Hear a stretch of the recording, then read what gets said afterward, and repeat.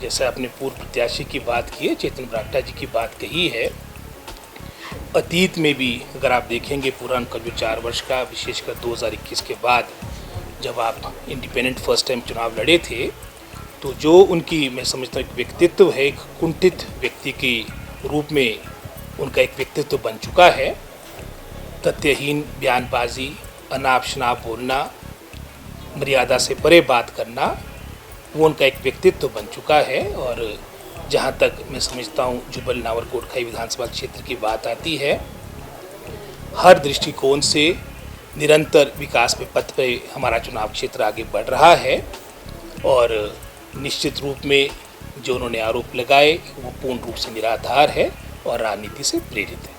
कानून व्यवस्था की बात कर रहे हैं कि वहाँ पर कानून व्यवस्था पूरी तरह से बिगड़ गई है और उसके लिए राज्यपाल को भी ज्ञापन सौंपा है। क्या इस तरह का कोई वहाँ पर कोई घटनाक्रम हुए हैं? जी, उल्टा चोर कोतवाल को डांटते। और अगर आप देखेंगे अतीत में इनका इतिहास रहा है, क्योंकि जो एक तरह से मैं समझता हूँ लॉ एंड ऑर्डर का प्रतीक होता, पुलिस स्टेशन होता है, राजनीति के लिए किसी भी स्तर पे जा सकते। मुझे याद है जब गुड़िया का प्रकरण हुआ था, उस वक्त इन्हीं लोगों ने, इनकी पार्टी के लोगों ने पुलिस थाना आपका कोटखाई किस तरह जलाया गया कि उसका लाभ इनको 2017 के विधानसभा चुनाव में मिले, उस सोच के साथ पूरे प्रदेश में एक मुहिम चलाई गई थी।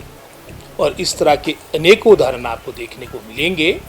और जहाँ तक जो उन्होंने बातें संज्ञान में लाई है, वो सारे के सारे मामले में समझता हूँ कहीं पर बच्चों की आपस में लड़ाई झगड़ों की बातें हैं, कहीं पर आपकी हमारी जो स्थानीय लेबर है उनकी लड़ाइयाँ हैं, उसमें कांग्रेस बीजेपी लाकर अपनी राजनीतिक रोटियां सेकने का प्रयास कर रहे हैं।